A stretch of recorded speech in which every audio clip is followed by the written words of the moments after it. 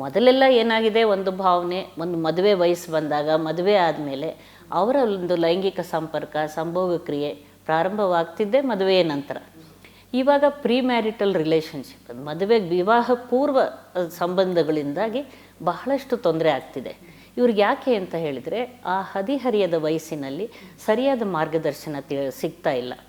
ಯಾವುದು ಸರಿ, ಯಾವುದು ತಪ್ಪು, ನಾವು ಒಂದು ವೇಳೆ ಈ ರೀತಿ ಅಪಾಯಕಾರಿ ಸಂಬಂಧಕ್ಕೆ ಒಳಪಟ್ಟರೆ ಏನಾಗ್ಬೋದು, ಅದರಿಂದ ಆಗೋ ತೊಡಕು ಅಥವಾ ಅದರಿಂದ ಆಗೋ ಪರಿಣಾಮಗಳೇನು, ಇದ್ರ ಬಗ್ಗೆ ತಿಳಿತಾ ಇಲ್ಲ. ವಯಸ್ಸಿನಲ್ಲಿ ಹೆಚ್ಚಿನ ಅಬಾರ್ಷನ್ಸ್ ಆದರೆ ಯಾವ ರೀತಿ ತೊಂದರೆ ಆಗುತ್ತೆ? ಖಂಡಿತವಾಗ್ಲೂ. ಯಾಕಂದರೆ ದೇಹದ ಬೆಳವಣಿಗೆ ಇನ್ನೂ ಪೂರ್ಣ ಆಗಿರಲ್ಲ. ಈಗ ನಾವು ಹದಿಹರಿಯದಲ್ಲಿ ಈ ಸಂತಾನೋತ್ಪತ್ತಿ ಪ್ರಕ್ರಿಯೆ ಅಥವಾ ಲೈಂಗಿಕ ವಿಷಯಗಳು ಅವರಲ್ಲಿ ಆ ಸಮಯದಲ್ಲಿ ಹಾರ್ಮೋನುಗಳು ಬೆಳವಣಿಗೆ ಆಗಿರ್ಬೋದು, ಅಥವಾ ಜನನಾಂಗಗಳ ಬೆಳವಣಿಗೆ, ಇದೆಲ್ಲ ಪೂರ್ಣಗೊಂಡು ಒಂದು ಮೆಚುರಿಟಿ ಅಂತ ನಾವೇನು ಹೇಳ್ತೀವಿ, ಸರಿಯಾಗಿ ಪರಿಪಕ್ವತೆ ಹೊಂದಿರೋದಿಲ್ಲ.